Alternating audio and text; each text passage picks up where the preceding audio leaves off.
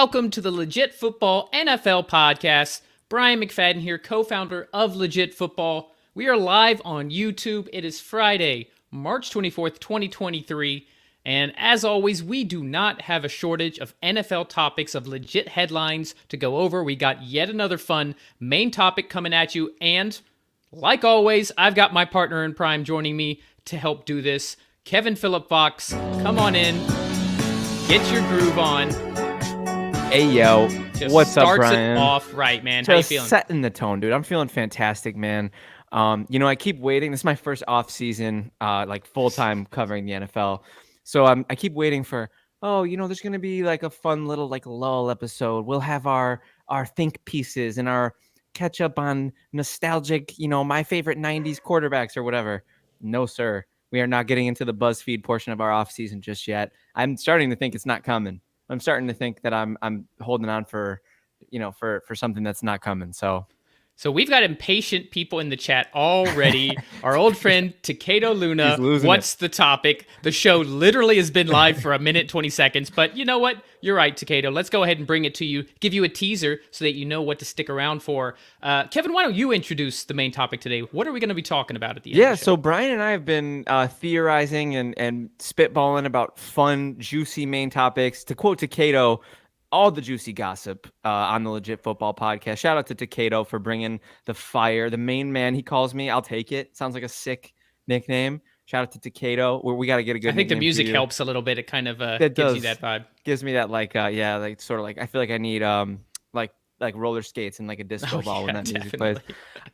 When it comes to our main topic today, Brian, we have. We talked a lot last week about winners and losers of free agency, and that was very fun. It was very fun to attack that holistically. One of your favorite words, by the way. Love that word. We attacked it holistically, but this time, there was a lot of discussion about teams that were bottom dwellers. Specifically, we're focusing on last place teams who are on the rise. I'm talking teams that you can throw a little tiny money on in Vegas, and it'll go a long way because they finished last. And we don't project them to finish last next year. I think that's going to be the fun part of the topic today. And to be honest with you, Brian, I think a case can be made for all 8 bottom dwellers. And that's what's exciting about this. Well, maybe like 6 or 7 of them. There's some. Just going to be me and you today. I think this might be the last show for a long time where it's just the two of us. We've got guest books for the next few weeks for sure. We're going to have Adrian from Australia is going to be a regular starting next Friday, Friday. We got Jimmy Ray from NFL Stats. So what we're going to do today with the 8 bottom dwellers, meaning the 8 teams that finished in the last place in their division, we're going to go through each one's, the off seasons they've had so far, after free agency, obviously before the draft. And Kevin and I are each going to pick a team from each conference that we think are on the rise just based on what they've done so far. But before we get to the main topic, Kevin, let's go ahead and jump into this week's legit headlines. Let's start, as we so often have recently, at the Meadowlands in New Jersey with the New York Jets. Dominating this offseason. They really are. So the Jets have to have some. Jets fans, I mean, we're both AFC East fans. Right. It's their time. They need time. Absolutely. They need some time in the sun after even more suffering than I've dealt with, I feel like, as a Dolphins fan. And certainly the Bills have had a nice little run recently. Recently. So let's talk about Odell Beckham Jr. Odell and the Jets would like to get a deal done. This was in this morning's Legit Football.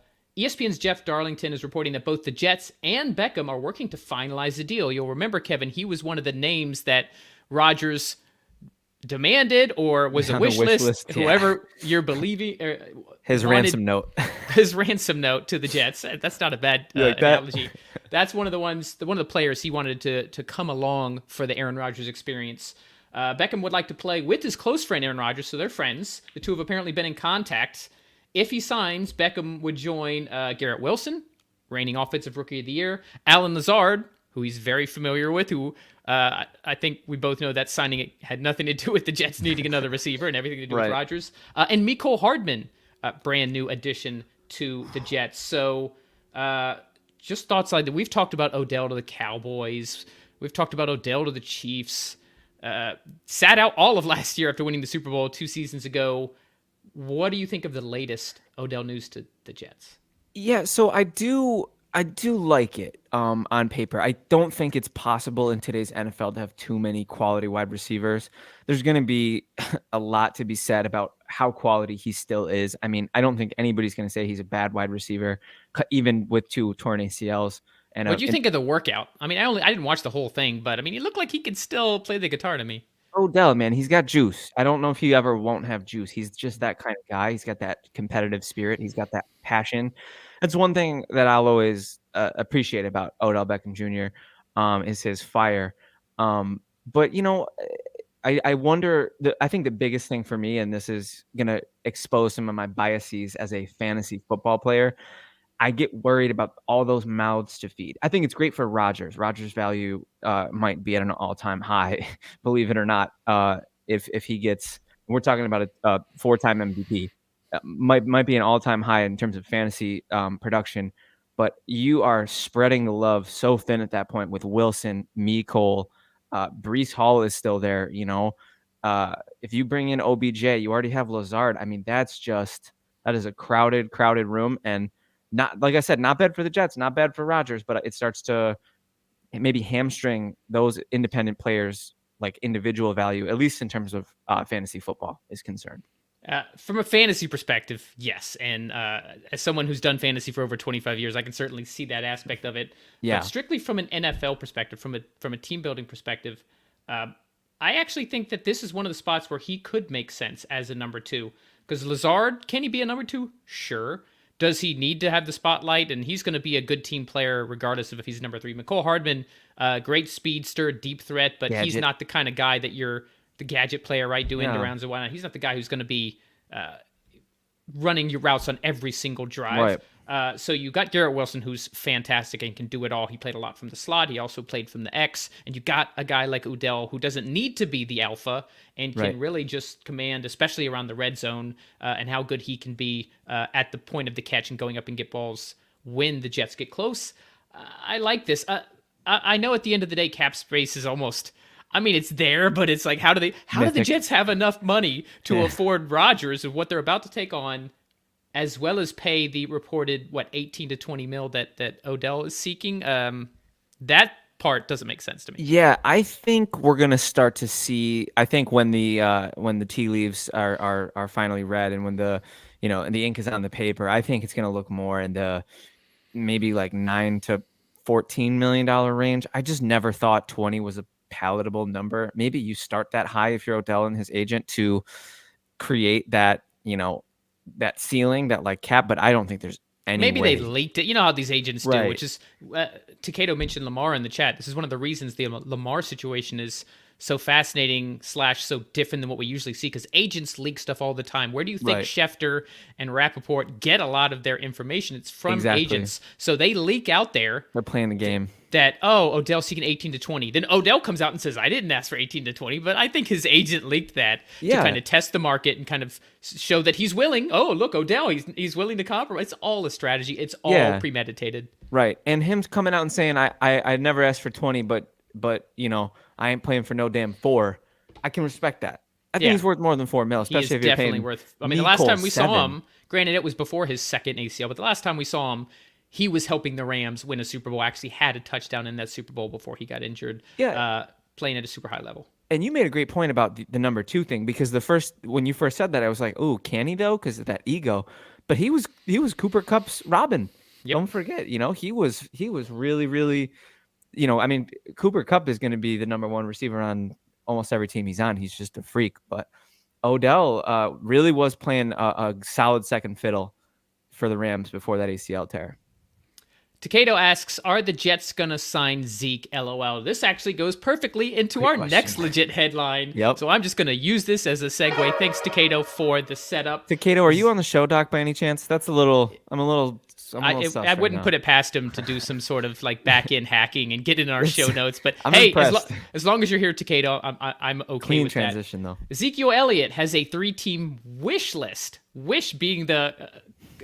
important word there, because it was not a wish list when it was first out there. He said he had narrowed it down as though he was in talks. Sources tell Adam Schefter that Elliott would like to sign with the Eagles, Bengals, or Jets, as Takedo asked. though it's unclear if any of those teams are interested in signing him. I know that both the Eagles and the Bengals specifically came out and said, we have not talked to Zeke at all, so thanks, guy, but no thanks. Elliott obviously lacks the explosiveness he entered the league with, but he still has value as a short yardage back and pass protector. Did score 27 touchdowns last season, sharing that backfield with Tony Pollard. 27 touchdowns.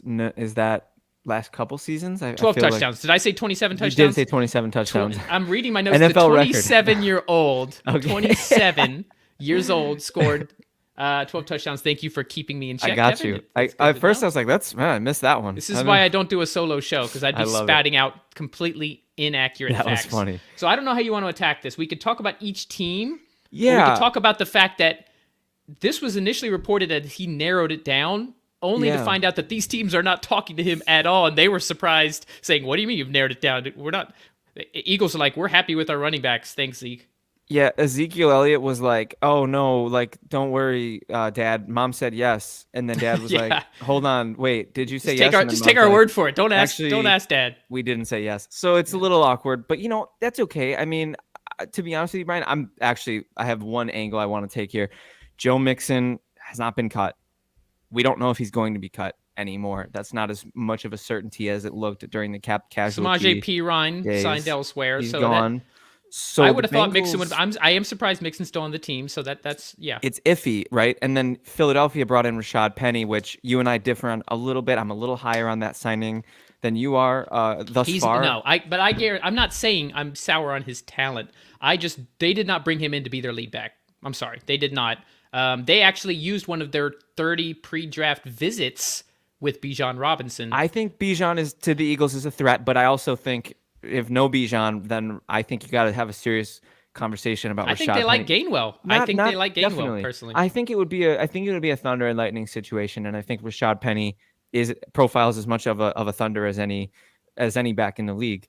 But health is a huge concern until the Thunder hits a rubber tire and he gets injured and he's out. Literally, yeah, that's fair.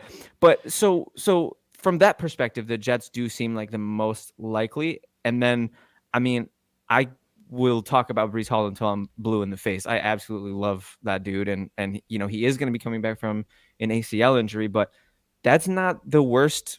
I think Zeke and Breece is a nice little duo if they can pull that off, and then Zeke can take the heat off of Michael Carter earlier in the season if they bring Zeke in. On that note, did you see the tweet from Breece Hall himself about this news? I did not. Yeah, you're going to have to tell me. He tagged Michael Carter. We should have had this. We should have been prepped. Anthony, if you could quickly find this on Twitter and screenshot it. He tagged Michael Carter from the Adam Schefter tweet saying, I think we're good. You good, Michael Carter? Whatever his tweet. No. Michael's like, yep, I'm good. Yeah. Breece. So Breece and Michael Carter are perfectly fine without Zeke Elliott added to the mix. I would have agreed with you otherwise. I think that would have been a decent fit. But this is the direction I'm going to go in. I've decided this, Kevin. Yeah. I think you were going in this direction anyway. The Eagles said they didn't want him. The Bengals said we didn't talk to him at all. Yeah. Maybe with Mixon, but if they're going to keep Mixon, I'd rather have Mixon than Zeke. Yeah, it'd be a very bizarre. I think they're too similar in terms of their. And why would the Jets, with everyone else they're bringing on, we're just talked about OBJ, Aaron Rodgers, why would they bring in Zeke when they've got a stud young running back in Breece Hall who, by all accounts, should be ready to go by the start of the season? Michael Carter, who proved he was a viable number two. Even Zonovan Bam Knight. Yeah. Nice little switch up. Held his own when he get there. So where's Zeke going to go? That's my question. What team is he actually going to be on at this point? Yeah, and you know what? It's funny because I was actually, myself, and a lot of the legit football YouTube subscribers were very heavy on the Zeke to Buffalo train. We saw that on the TikTok as well. A lot of people on TikTok saying that, a lot of Zeke to Buffalo steam, and I was cool with it.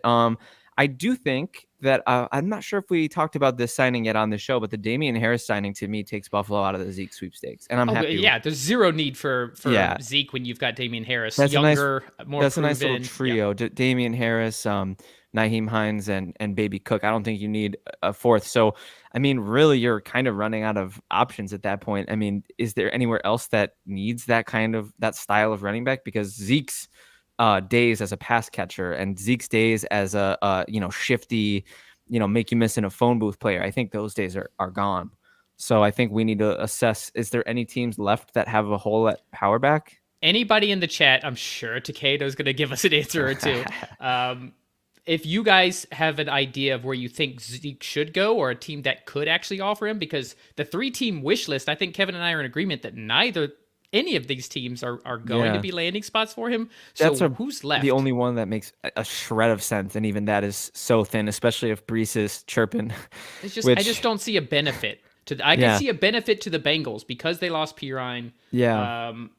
They might still move on with Mixon. He's good in pass protection. So, I mean, you're trying to keep Joe Burrow standing up straight. So, Pirine was your third down guy. I don't necessarily think Mixon is an ideal third down running back. So, yeah, it's a very interesting situation because he does have that name brand. Like, he's got that Ezekiel Elliott, Ohio State. Here's the difference between him and Odell is Odell, by the last time we saw Odell, he was actually playing at elite level. Then he took a year off. So everybody still remembers that stretch run in the playoffs, even into the Super Bowl before he tore his ACL for the second time.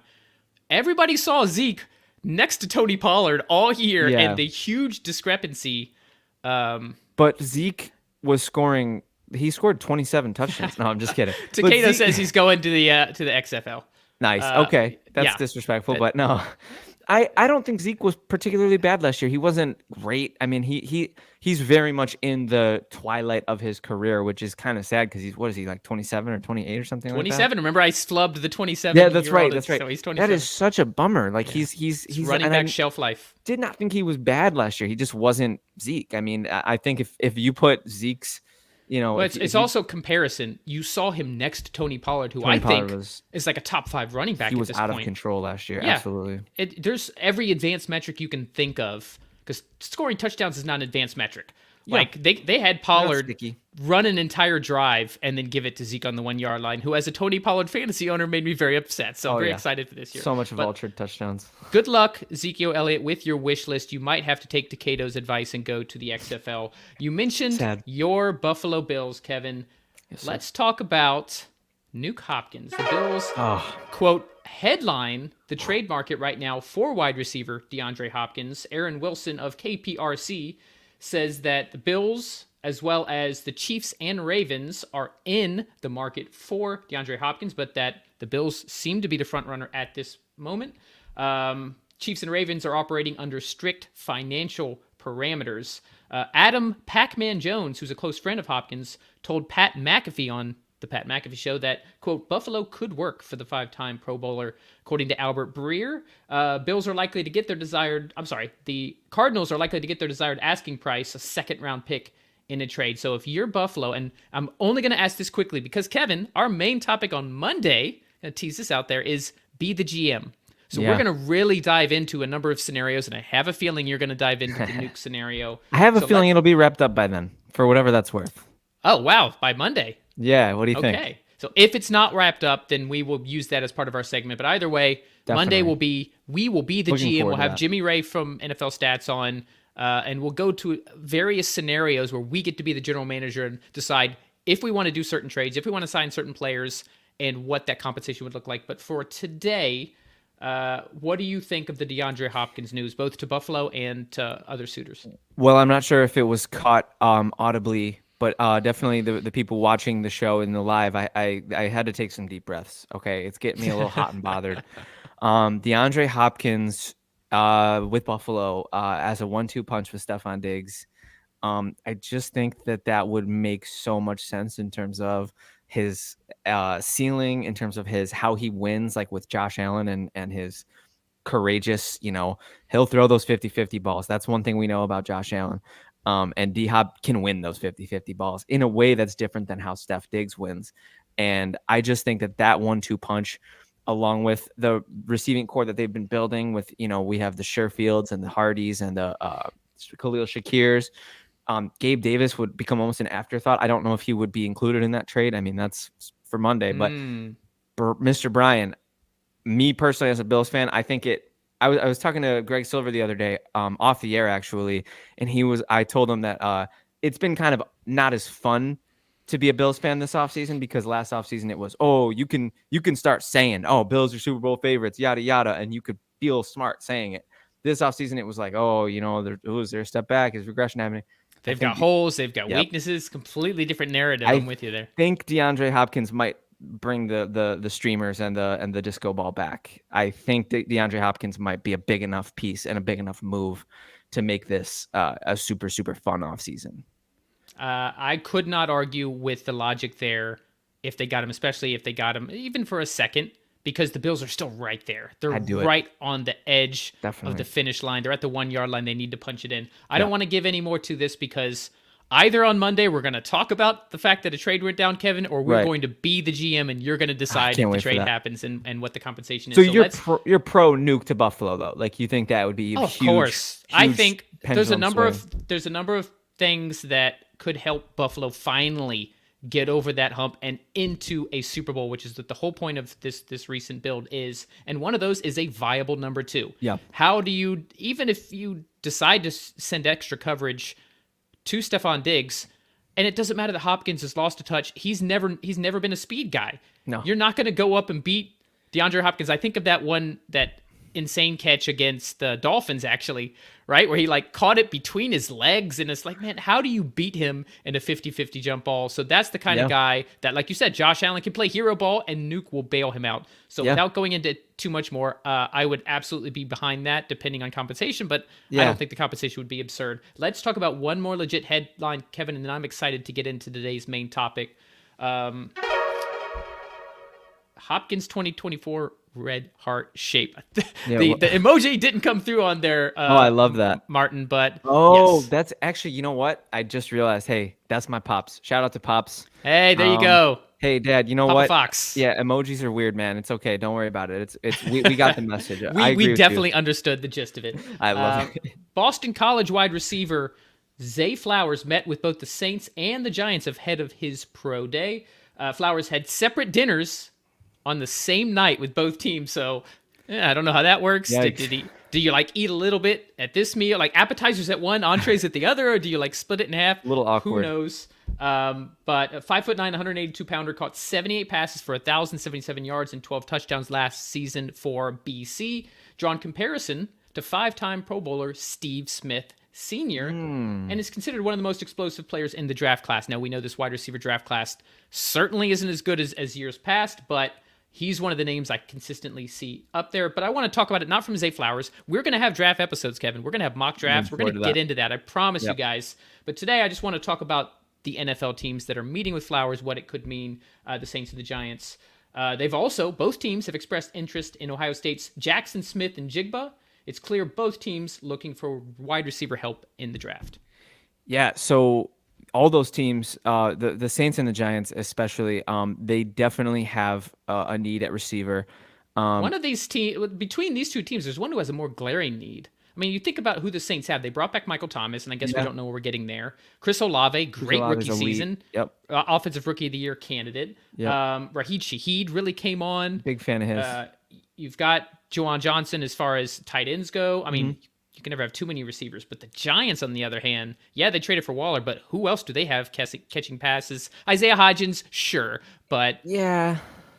The Saints of all the Saints problems, I think is what I'm getting at. Yeah, I think the Giants are more like they need a wide receiver in the first round over the Saints. Or am I missing something here? No, I actually completely agree with you. I know the Chris Olave pick might make this pick feel a little bit redundant, but I mean, like you said, if they're explosive, they're explosive. I think they both profile, in my opinion, as slot type players, which is pretty interesting. It'll be interesting to see who gets the slot because Michael Thomas is also the freaking slot king. He's the slot king, right? They have 3 slot receivers. Just load up on slot guys. But it was also on the other side. I saw a stat with the Giants as well, as they don't have anybody who's played more or has more than 50 receptions as an outside receiver. All of their guys are slot guys as well. Darren Waller, inside guy, as a tight end. I've always thought of Isaiah Hodgins as a big slot. Having been drafted by Buffalo, I've always thought of him as a big slot. I love me a good big slot. That's such an underrated position. But I will say, I think out of those two teams, you definitely got to be looking at the Giants as a more threatening team to draft a receiver. They don't have the particularly best pick because of their success. That's the curse of succeeding in a rebuild, is you kind of lose that draft capital a little bit. But Isaiah Hodgins, Darius Slayton, Sterling Shepard, and they brought in Paris Campbell. That's not. I would say that's about as a mid of that a does receiving. not get you up out of your chair and excited for sure. But you know what? It's mid though, and that's better than bad. Well, you know, I don't even think it's mid. Slayton is injury prone and has shown flashes, but he hasn't. Sterling Shepard was fantastic, but he hasn't been able to stay on the field. Slayton Paris was pretty good Campbell last year. is like at best a wide receiver 4. Slayton was okay because of that was by comparison. Like Zeke looked especially bad next to Tony Pollard. When no one else, when you're running next to Richie James and who was the other guy who was popular in the beginning of the year, the white dude. I don't know. It's just they have Wan'Dale Robinson. You know, he'll come back. Yes, that is a big X factor. Robinson, who missed most of last year because of an injury, but we don't know what we're getting with him yet. So basically, I mean, you're right. The weapons for Dimes right now, it doesn't look great. I mean, Waller's good, but I think. By the way, I'm hearing that we're now supposed to call him Danny Dollars because he got paid. Oh, I like that. Do we have to make that transition? I do like that. I'm cool. Stick to Danny Dimes? Dimes has just been so like it's like him to me. Like that. I'm the kind of dude like if a nickname sticks, like it sticks. Like I will never not call him Dimes. I was known to be calling him Danny Duds last year at the start of the season before he really had his. I mean, he's not elite now, but I'll take away the Duds name. Maybe we don't go to Dollars. I like that. No more Duds. Yeah, I appreciate that. That's showing a lot of maturity from you, Brian. Well, you know, I'm always trying to grow as a person and a football fan. I love that. What do you say? Yay, I win. There you go. What do you say, Kevin? Let's go ahead and jump into the main topic because I think this one is going to be fun. Absolutely. So as a reminder, here's what... Yeah. Apparently, by the way, Kevin, I was informed that is actually my voice that Anthony slowed down. You're kidding. I thought it was like, you know, somebody scary. I thought it was like a demon or something. Takeda with the Danny Pesos. That's not the first time I've heard him say that. So there's funny. all sorts of nicknames. Daniel Jones at the end of the day. All right, so here's what we're going to do for today's main topic as a refresher. So we wanted to do teams on the rise. You'll see it in the episode description, but here's exactly how we're going to dive into it, Kevin. We're going to go through the last place finishing teams from every division, both conferences, so 8 teams total. We'll do a recap. I'll do a recap of their signings. Let's start with the AFC. Sure. Why not? Just random. That's what's in my notes first. That's what Anthony put in my notes. Makes sense. So that's where I'm going to start. We'll go through kind of the offseason they've had so far. Obviously, the draft hasn't happened. There's still some moves that haven't happened. And then I want each of us to pick which of those teams. So we'll need to pick different teams. So theoretically, we're going to do 4 teams, one from each conference for each of us who is on the rise. Now, what your definition of on the rise, that's subjective. I'll leave that up to you. Do they go from 4th to 3rd? Technically, they're rising. Do you see a gargantuan jump? That's all on the rise. That qualifies as well. So, Kevin, let's start in the AFC. Starting with the AFC East, last place was the New York Jets, which is surprising. They finished at 7-10. This was a very competitive division. It's going to be even crazier this season. Finished at 7-10. They were 7-4. They lost their last 6 games. So they were fighting for the first place at midpoint in the season. They might have been in first place when they were 7-4. I think you're right. I think they were tied with the Dolphins, but they had the tiebreaker at that time because they beat them soundly the first time they played. That was the game Breece Hall went off. Do they have like banners for being in first place after week 12? Because I think that's what I saw on Twitter. If Jets fans will take any banner they can get. So shout out to Demon. I'm so sorry. That was a low blow. Hey, after everything that Pro Football Demon put in that video, he is riding high. We need to take him down a peg or 2. You're Rodgers isn't even officially on the team yet, and he's already feeling himself. I'll say that one with my chest. I take back my apology, Demon. Okay. So just a few of the things. We already talked about the Jets. This is like the 3rd time in this show, and you know what? We're going to keep talking about them because they are the news. Wide receiver McCole Hardman signed with them on a 1-year deal worth up to $6.5 million. Alan Lazard, who we clearly think is there for Rodgers, but nevertheless, he's a solid receiver, certainly a good run blocker. Definitely. This isn't a scrub, right? He's still a solid 3, if not number 2 wide receiver. Solid.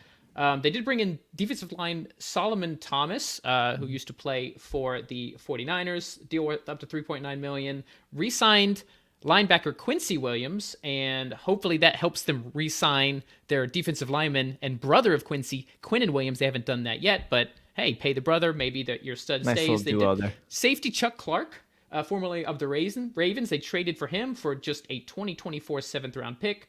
Re-signed Greg DeLeg Zerline. And signed punter Thomas Morstead, which is the AFC East are all switching punters. Like Morstead went from the Dolphins. The Dolphins got the Patriots punters. Very strange. But most importantly of all, and I don't know if we want to factor this in or not, Kevin, Aaron Rodgers has said he wants to play for the Jets. So I'm going to go through all of them, and then I want you to pick, and then I'll just pick from whatever's left over. Really quick on the Jets, the Elijah Moore trade is something pretty big too.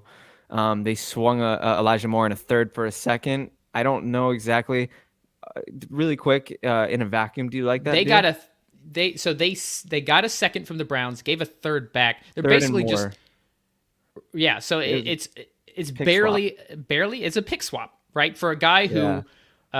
If you're talking about fantasy, the end of his rookie season, he had like a wide receiver 3 stretch for like 6 weeks with Joe Flacco. He could be great in Cleveland. He has that kind of talent. That all depends on the quarterback position there. True. I have not seen anything from Watson since he came back. No, sir. But yes, opposite Amari Cooper, you still got Donovan Peoples-Jones there. David Bell, the rookie from last year, they've got some pieces. But we're not talking about... Actually, you know what? Yeah. Perfect segue, because right guess who's next? Yeah. Guess who also is one of the last place teams from the AFC? Cleveland Browns. Joshua Dobbs, who had a fun little time in Tennessee, signed as a backup quarterback. Elijah Moore, you mentioned, acquired in a trade with the Jets for a 2023 second-round pick. And then sent back the third-round pick for... it's not a bad deal for Cleveland. I mean, that's... Oh, yeah. Oh, no, it's no-brainer. And I think we can agree that second-round pick that the Jets got back in the swap is probably part of the Aaron Rodgers I think so, too. Deal. Yeah. Tight end Jordan Akins signed with the Browns, formerly of the Houston Texans. Ethan Pochik re-signed, brought him back. Edge Ogbo Okoronkwo signed a 3-year deal for $19 million. To say. Maurice Hurst, 1-year deal. Nice. Dalvin Tomlinson, very nice pickup, defensive lineman from the Vikings. 4-year, $57 million contract. Nice payday there. Other than that, they got Juan Thornhill as well from the Chiefs. So they shored up their defense, essentially. All right, going on to the Houston Texans. We covered them in the free agency winner and loser, so I'm not going to rehash all of this. We'll just hit the highlights here because there's a lot. Case Keenum. Great bridge quarterback, ready to back up whoever their number 2 overall pick is. Devin Singletary came to either be a depth piece or be a complement to Dameon Pierce after his solid rookie season. Noah Brown, a producing wide receiver from the Dallas Cowboys. Robert Woods, Bobby Trees. Now 2 years removed from his ACL. Hopefully he is able to have a shining role with the Texans. Dalton Schultz. I'm getting excited every time I read one of these names. Seriously. Just a one-year deal for $9 million. I from a contract standpoint, I really like what Nick Caserio did there. It's a good deal. Re-signed Laramie Tunsil, extended him, made him the highest paid tackle. Shaq Mason, I like this one too. Traded for Shaq Mason, solid guard from the Bucs. Pieces, Brian. Like, these are pieces. Yes. Sheldon Rankins, he's had a nice little career on the interior. Hassan Ridgeway, Denzel Perryman. This actually went under this guy was a Pro Bowler a few seasons ago. And Jimmy Ward. Yeah. So stud. D'Amico Ryan's bringing over a solid. Honestly, he's a top 10 safety when he's healthy. And then finally, the Denver Broncos. Takedo has opinions here. Jarrett Stidham leaves Vegas and is now Russell Wilson's backup. Samaje Perine, we mentioned earlier, left Cincinnati, now with Denver. There's a lot around Javonte Williams and whether he's going to be healthy, so that could be a nice place for Perine. Marquez Callaway, remember when he was a thing for the Saints? Yeah. He is now with the Denver Broncos. Really good moves on the offensive line. Ben Powers from the Ravens and Mike McGlinchey from the 49ers signed a nice 5-year, $87.5 million deal. And that's the only real notice. Was Zach Allen actually had an under-the-radar really good season as a pass rusher for the Cardinals last year. He is now with Denver. And, of course, Sean Payton is the head coach. So I will let you pick first, and then I will pick a team besides that. Which of these 4 is a team on the rise in the AFC? I am glad I got the first pick because for the second time I got to do it, give you the layups here. I appreciate that. For the second time, and I think you might be surprised. Maybe you won't. But for the second time during this show, I had to take a step back from the mic because I was breathing real heavy when you were naming all those Texans signings. I just can't help. I know that it's going to be a lot, and I don't necessarily think this is going to be the year that they're going to be. But how can you not like the direction that team is going in? Starting with bringing in one of their own, D'Amico Ryans, who everybody remembers, at least the late 20s and up remembers him being a dog on their defense back in the day. Now he's been crushing it over in San Francisco. Defensive Rookie of the Year.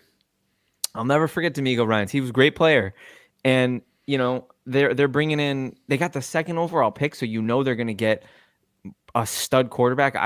I think it's going to be Bryce Young. I mean, it's going to be interesting to see how it all shakes out. But him starting with Keenum backing him up and providing that mentorship, I love Devin Singletary. Josh Allen called Devin Singletary one of the best teammates he's ever played with.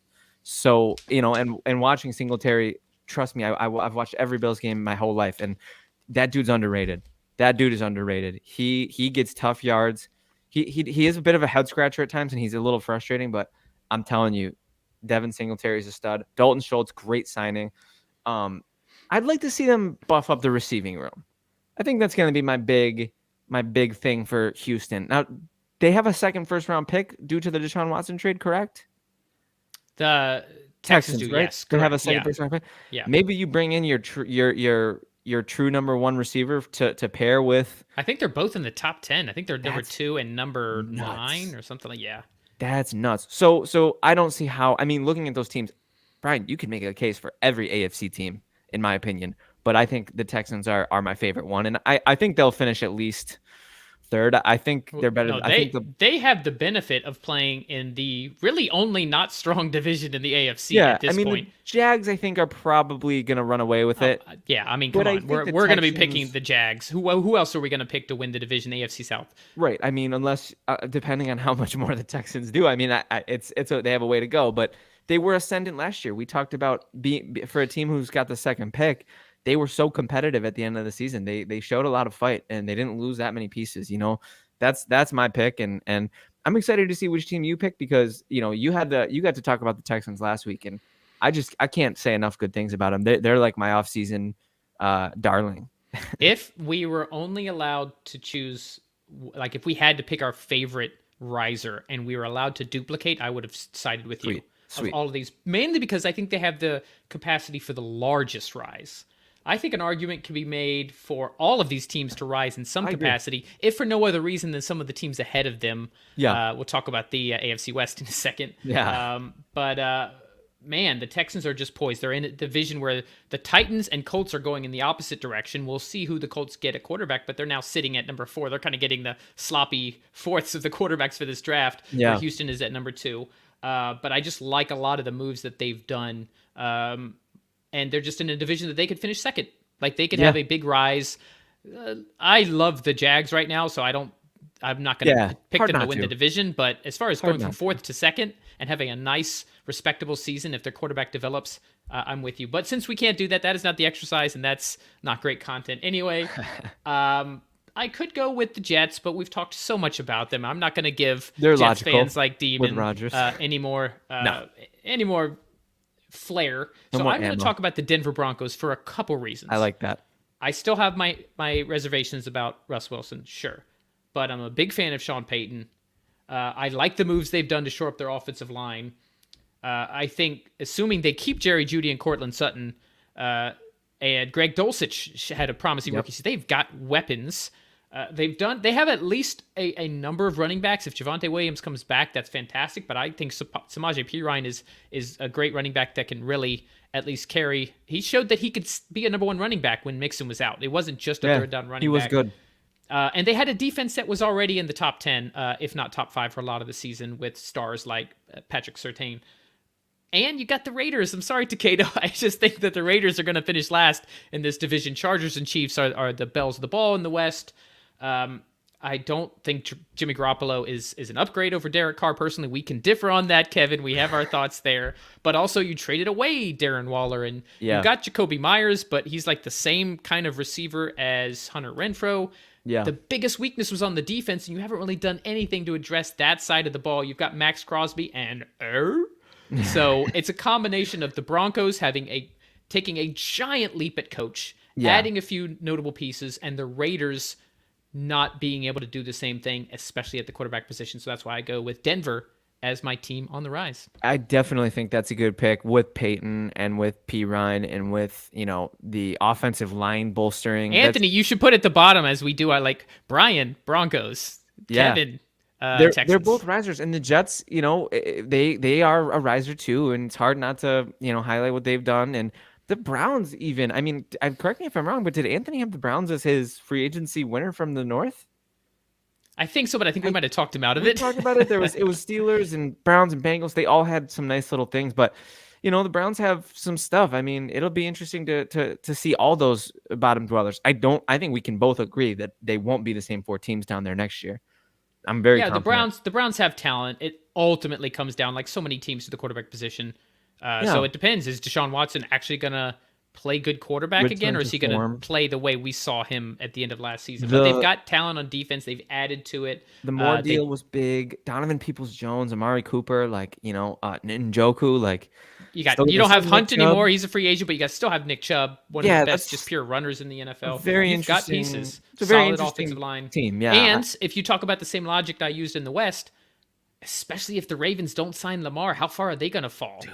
Lamar stuff. Ooh. What if the Ravens don't re-sign Lamar and the Ravens are not in a position to get a quarterback? Who are you left with? Snoop Huntley? Is Tyler Huntley going to be your starting quarterback? And again, coming back to Anthony's free agency loser, I mean, the Broncos or the Ravens have been handcuffed. Yeah. They have been absolutely handcuffed this offseason. They haven't done diddly. They have not done a thing. And that's a scary prospect in a competitive AFC. It's the AFC is an arms race. Anthony put both Brian Broncos, Kevin Texans, so that people who are just watching along the scroll can see our answers if they just tuned in. The ticker is very hats important. off to Anthony Weiner, our producer behind the scene, just crushing literally the sound effects. I mentioned it in the pre-show. They just feel like part of the show now. I feel like we're at that point. It's organic. It's just built in. I love it. I love it. All right, so while he has that running, so we've got our picks for teams on the rise in the AFC. Let's go ahead and jump to the NFC, Kevin. Once again, I will go through the 4 last place finishers from each division. So more interesting conversation on this side in terms of picking the true 1 and the true 2. I mean, there's some there's so much more. There's so much. Yes, there's so much more volatility in this conference because there's a huge talent discrepancy right now. You've got juggernauts in the AFC, and you have the Washington Commanders, who were flirting with a playoff spot last year. Yikes. So let's dive into it. Chicago Bears brought on a lot of Panthers. Also did a deal with the Panthers, trading away the number 1 overall pick. So certainly on the rise for the future, for many years to come. We'll determine if they're a riser for this season. P.J. Walker as backup quarterback seems actually like a pretty good pickup behind Justin Fields. Running back Dante Foreman, not exactly a like for like, losing David Montgomery, but Foreman showed he could be a pretty solid RB1 last year. And I think Herbert's ready to take the step forward. Khalil Herbert is the guy there. Definitely. I agree with you there. Big one, DJ Moore as part of that Panthers trade. Huge. They now have a legitimate number 1 where a guy like Darnell Mooney could be a number 2 and Chase Claypool can be just like a nice possession red zone target guy. He scored 10 or 11 touchdowns his rookie season. Suddenly, what was a weakness looks like a relative strength for the Bears in their wide receiver room. They still have Cole Kmet. Is a great word there. Yeah. This whole experiment is relative when we're talking about the NFC versus the AFC. Definitely. Robert Tonyan, nice veteran tight end behind Cole Kmet there. Got some offensive line help. Offensive guard Nate Davis, who was a starter with the Titans last season. Brought in DeMarcus Walker, add to the edge. Andrew Billings, former Raiders defensive tackle, pretty solid on the interior. Tremaine Edmonds. I know that one hurts for you. And TJ Edwards, 2 of the best off-ball linebackers in the NFL, both joined the Bears. I mean, they lost Roquan Smith last year. We saw how bad they were. So that not only they like, okay, well, we're not just gonna get 1 Roquan, we're gonna try to get 2. Not fair. They should have left 1 out there for Buffalo, but it's fine. No, Matt Milano's going to have to do it all. Yeah, right. Or they'll find a guy in the draft. Yeah. To the NFC East, the Washington Commanders I mentioned earlier, Jacoby Brissett is going to compete for the quarterback position there with Sam Howell. Offensive tackle Andrew Wiley, formerly of the Chiefs. Nick Gates signed a 3-year, $16.5 million. He's also an offensive lineman. Looks like Daron Payne, they tagged him. Which, I mean, he was one of the top free agents available. So the defensive line is the strength of this Commander's defense. So was that the first year that they were the Commanders? Is this year 2 under that name? This is year 2. Yes, Huge. Commanders were last year. They need to step forward. It's finally normal now. Yeah, it's feeling a little normal. I still love football team. That will always be like same. Legendary. We were not podcasting together at the time, but I wanted them to keep the name Washington. It was so funny. Yes. It was such a good meme. WFT, gotta love it. Cody Barton, David Mayo as linebackers. Cam Dantzler, Was pretty solid defensive back from formerly in the Vikings. Some solid little guy. Some solid little moves. That is the Washington Commanders. Let's go on to the NFC South. Atlanta Falcons finished 7-10.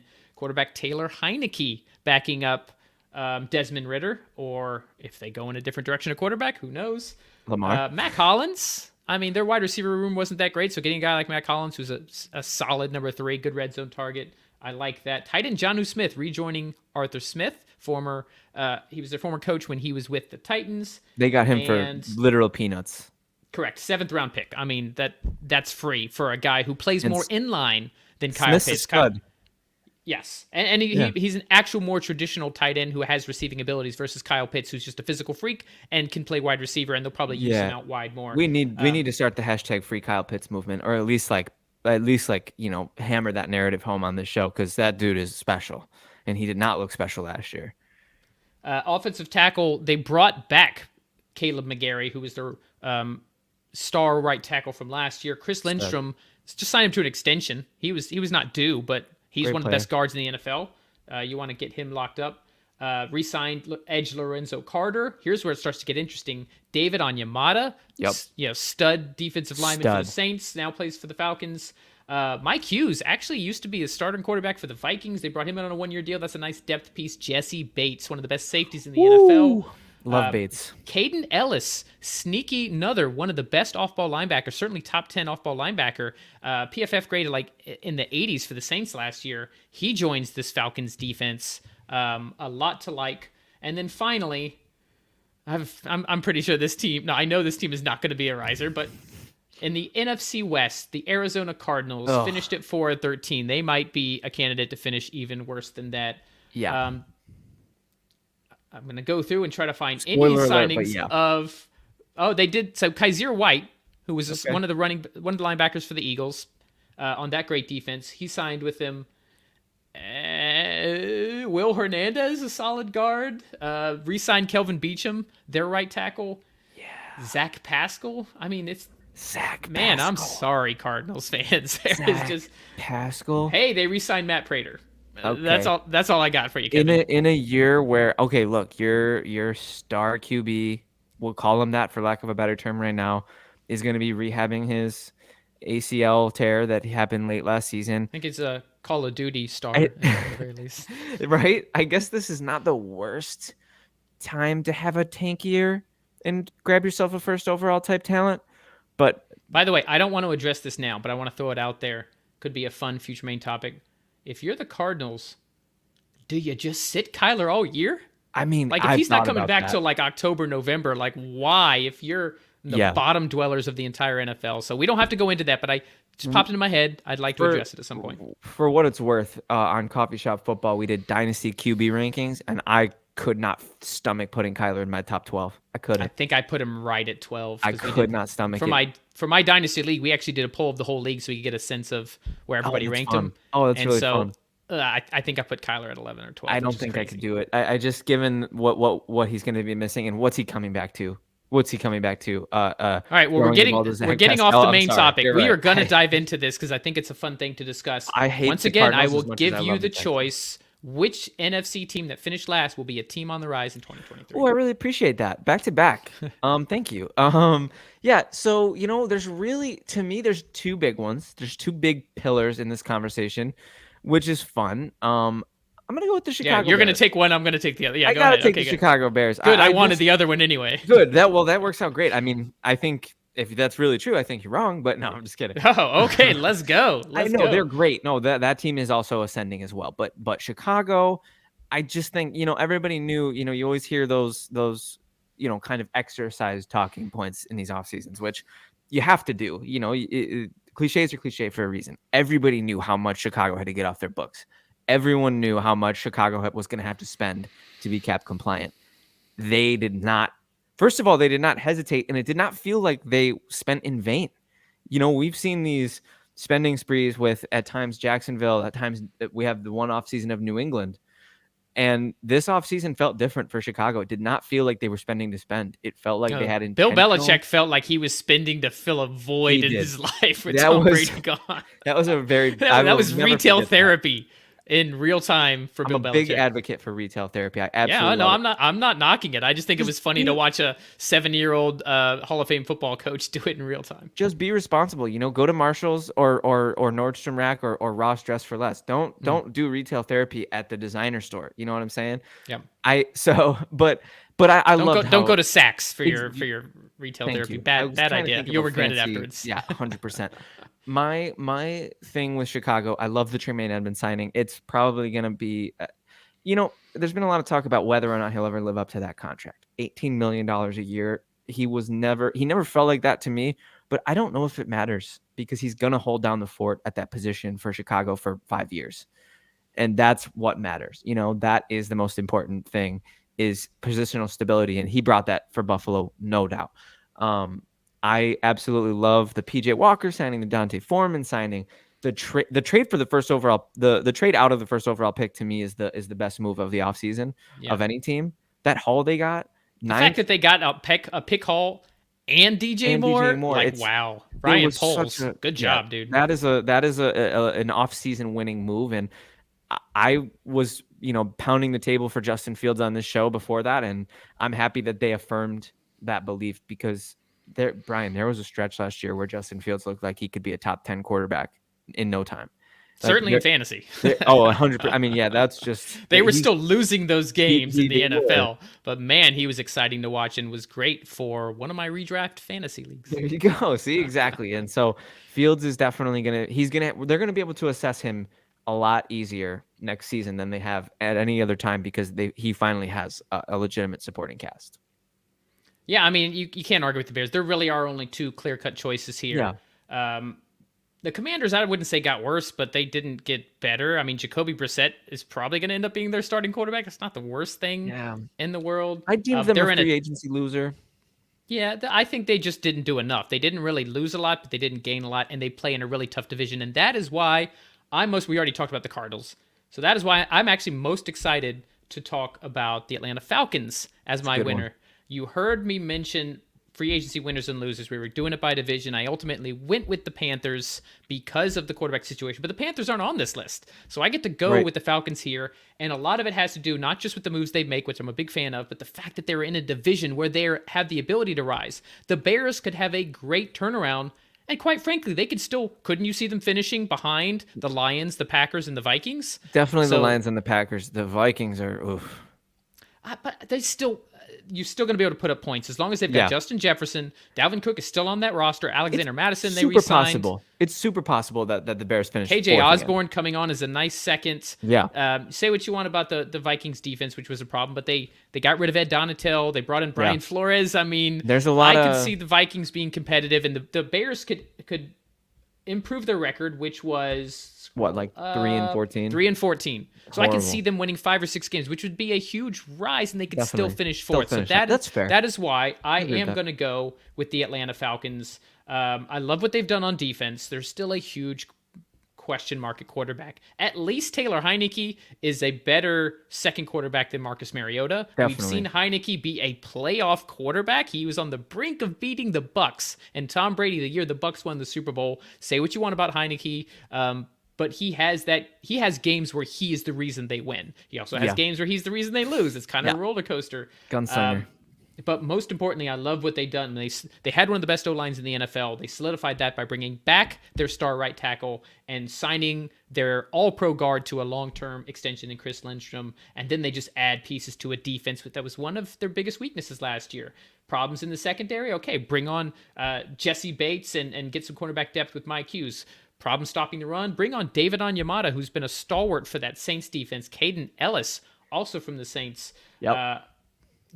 Cornell Armstrong, a 1-year deal. It's some more depth in the defensive secondary.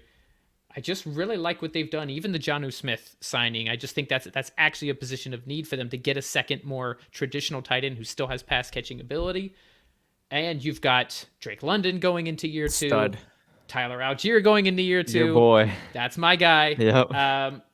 And they have a top 10 draft pick to address the deal. So I think the Falcons are in a position to, any of those teams, they could finish ahead. They are more likely, even if they didn't have a great offseason, to finish ahead of at least the Bucs or the Panthers or the Saints. You could see, honestly, any of those 4 teams finishing in any particular Literally. order. That's the most up for grabs division, and I love the call of the Falcons here. They definitely have had a great offseason, and you really shed some really positive light on it on last week's episode as well, right? And now furthering the cause today, you might be the Falcons local champion, and I think they need it. I think I'll get you a Falcons jersey if you get me a Texans jersey. How does that sound? As long as it's a Michael Vick Falcons jersey. There you go. There you go. Number 7 black. Give me Andre Johnson. Or Tyler Algier if we're doing a modern one. I mean, I got to stick with my guy. There you go. I love these thoughts. I love these picks. I was thinking this was very inspired by last week's. I just loved the idea that it's not going to be bad forever.